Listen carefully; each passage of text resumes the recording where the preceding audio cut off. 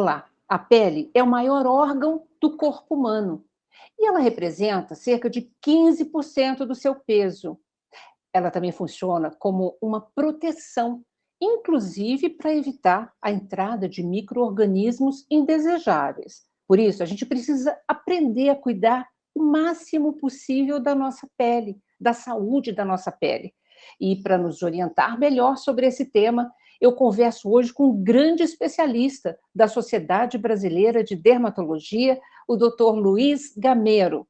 Deixa eu apresentar melhor ele aqui para vocês. O Dr. Luiz Gameiro, ele é coordenador do Departamento de Dermatologia Geriátrica da SBD, Sociedade Brasileira de Dermatologia, e ele também é colaborador da dermatologia da Unicamp. Super bem-vindo, Dr. Luiz. Obrigado, Lina. Prazer falar com você e a sua audiência. Então, vamos começar explicando quais são a derme, epiderme, hipoderme, como é que é constituída a nossa pele? Legal, como você falou muito bem, é o maior órgão do nosso corpo, né? E extensão dele também se reflete nessa necessidade da pele proteger, ela que faz a interface entre o nosso organismo, ou seja, o interior e o exterior. Quem limita isso realmente é a pele, e ela que nos dá a identidade, né? Porque o contorno do nosso corpo e como é essa pele, a cor, o aspecto, textura, além do fato que a pele tem dois anexos, que são tecidos mortos, mas que são produzidos pela pele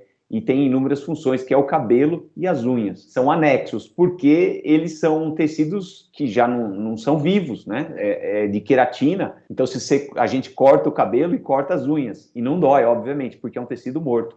Mas quem produz o cabelo e quem produz a unha é a matriz, que está dentro da pele, e é um tecido vivo, tanto que se a gente arrancar a unha e arrancar o cabelo vai doer, né? Porque ele está conectado aí.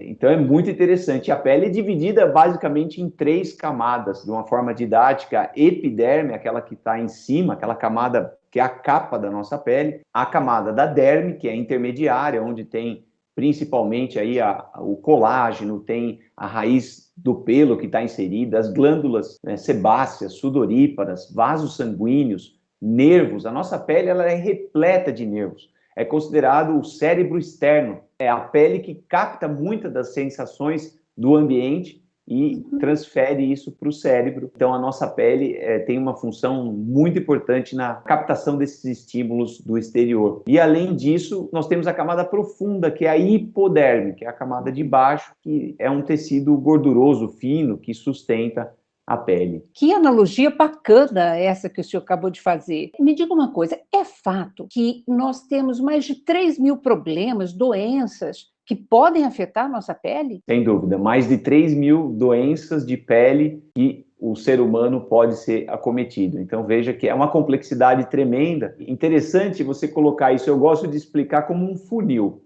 porque a apresentação dessas manifestações, dessas milhares de manifestações, que inclui tumores, infecções, inflamações, doenças genéticas, inúmeras patologias, doenças, elas vão se manifestar. Se eu jogar todas essas 3.000 na parte de cima do funil, Lina, embaixo vão sair em torno de 12 a 13 manifestações. Ou seja, eu vou ter uma bolinha vermelha, que pode ser uma acne, pode ser uma infecção, pode ser um tumor. Aí eu tenho uma placa avermelhada, ou seja, um relevo da pele, um grosseiro. Ah, doutor, minha pele tá com uma aspereza, tá grossa, tá uma coisa inchada, tá vermelho. Então isso é uma placa, né? Placa é uma outra manifestação, a gente chama de lesões elementares da pele. Então a pele ela vai ter de 12 a 15 lesões elementares, uma bolinha, né, com conteúdo líquido, ou uma bolha maior, ou vai ter uma bolinha com um amarelinho, que é uma pústula, que é como se fosse uma espinha. Então, a gente tem poucas lesões para manifestar mais de 3.000 doenças. Por isso que a história, né, a palpação, a conversa com o paciente, o toque, quanto tempo ele tem aquela manifestação cutânea, se tomou uma vacina recentemente, se teve uma infecção, por exemplo, de Covid há 3 meses, tudo isso vai influenciar. Então não dá para mandar uma foto para o dermatologista só com um pedacinho da pele. A gente tem que examinar a pele como um todo, né? A distribuição. Se é de um lado do corpo, Geralmente as micoses, por exemplo, tendem a afetar um lado. As alergias bilateralmente. Olha. Tumores tendem a cometer uma lesão, ser uma lesão única. Né? Lógico, a pessoa pode ter mais de um tumor, de um câncer de pele ao mesmo tempo, mas geralmente é uma lesão única. Então, tudo isso vai entrar na história, o tamanho, a quantidade de lesões, é muito vasto, né? Que trabalho, que desafio que vocês dermatologistas têm, né? Parece fácil, Agora, né? agora, em geral, a gente, enquanto leigo, a gente não dá muita bola para essas manifestações. Conforme a gente vai envelhecendo, há um maior risco, não há, de determinadas afecções na nossa pele? Sem dúvida, Lina, sem dúvida. Existem as doenças de pele relacionadas a idades específicas. Então, de uma forma geral, o bebezinho tem algumas doenças que a criança não vai ter, né, o recém-nascido, e a criança, por exemplo, também não vai ter alterações que o adolescente tem. Então, existem fases da vida que a gente vai tendo manifestações diferentes, né? A doença mais comum da pele, dessas 3.000, o que você acha que seria? Devolver uma pergunta para você. Ai, meu Deus, o quê? Você acha que é tão comum de ver na pele?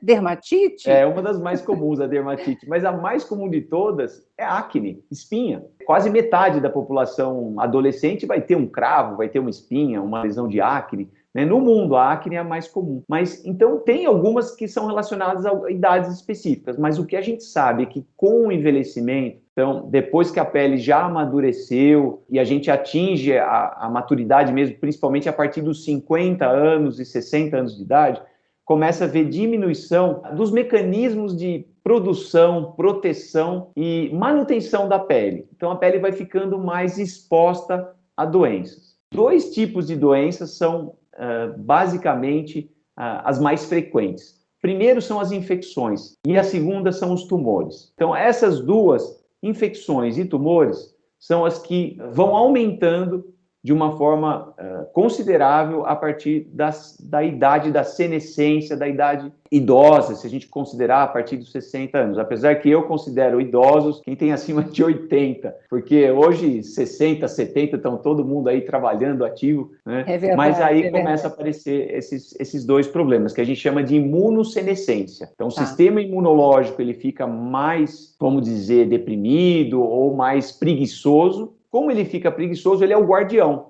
né? Ele está lá fazendo a defesa como um escudo, né? Uma analogia aí grosseira, mas como se fosse ali a linha de frente, faz a defesa do território, e se ele capta algum potencial invasor, ele já tenta reconhecer para o nosso organismo combater. E também alguma célula que saia do controle, uma célula atípica, uma célula irregular. As células normais se replicam de forma perfeita, uma célula anômala, bizarra, um negócio meio estranho ali, fugiu do controle do guardião ali, o soldadinho meio preguiçoso, aquela célula se replica e isso é um tumor. Então, essas 2 doenças são as mais frequentes com o envelhecimento. Você sabe que eu tive a oportunidade de fazer um programa sobre câncer de pele. E o senhor citou também a questão das infecções. Então, se o senhor puder dar uma resumida para a gente, o que é uma infecção na pele que pode acontecer com a idade, especialmente? As infecções podem ser principalmente de 3 tipos. Infecções por vírus, bactérias e fungos. As infecções mais perigosas são as infecções por bactéria, as bacterianas. Por quê? Elas podem começar com uma pequena feridinha na pele, né? Então a pele abriu por um machucado, ou até por uma infecção por fungos, era uma micose, uma frieira ali, que abriu a pele, abriu e fez uma fissura. Então abriu, ou seja, é uma porta de entrada. E a porta de entrada favorece que outros micro-organismos, por exemplo, as mais perigosas, que são as bactérias, aproveitarem que essa porta abriu e entrar no nosso organismo. Né? Oi? Entrar no nosso organismo, né? Exatamente. E aí atingir camadas mais profundas, inclusive a circulação sanguínea. E aí a gente fala numa infecção que é muito frequente em idosos e potencialmente muito perigosa, que é a celulite, ou também conhecida, uma forma dela, a erisipela. Né? Todo mundo já ouviu falar de algum idoso, precisou ficar internado, teve na perna uma erisipela. Principalmente em pacientes que têm mais tendência a ter isso, são aqueles que possuem diabetes, tem obesidade, problemas outros, né?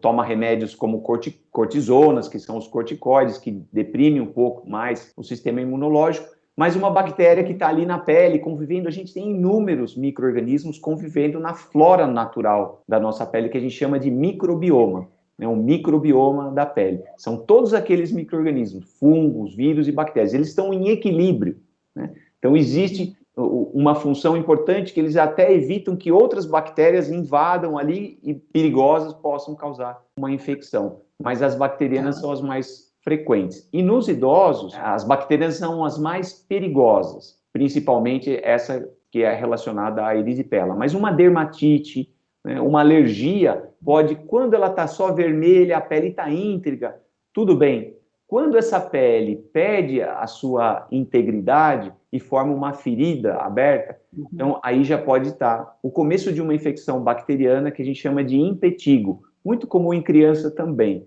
mas os idosos podem ter essas infecções. Os vírus, o herpes zoster, é muito comum em idosos. Já deve ter ouvido falar da cobreiro, conhecido como cobreiro. Já ouviu falar desse? Sim, já. E ele é uma reativação do vírus da catapora, que fica no nosso organismo latente. E as micoses são muito frequentes, são muitas doenças. As micoses de unha, principalmente em idosos, nas unhas dos pés. E nas mãos pode dar aquele unheiro, pessoas que lavam muito a louça, a questão de umidade, a candidíase, né? Aquela infecção que dá entre os dedos, muito frequente nas mãos, por umidade. Então, são muitas doenças. Eu não sei se mais ou menos isso que você estava... Exatamente isso. Mas eu vou precisar chamar um rápido intervalo para a gente, no segundo bloco, falarmos sobre medidas preventivas, tá bom? Vamos lá. Sai daí não, a gente volta já já.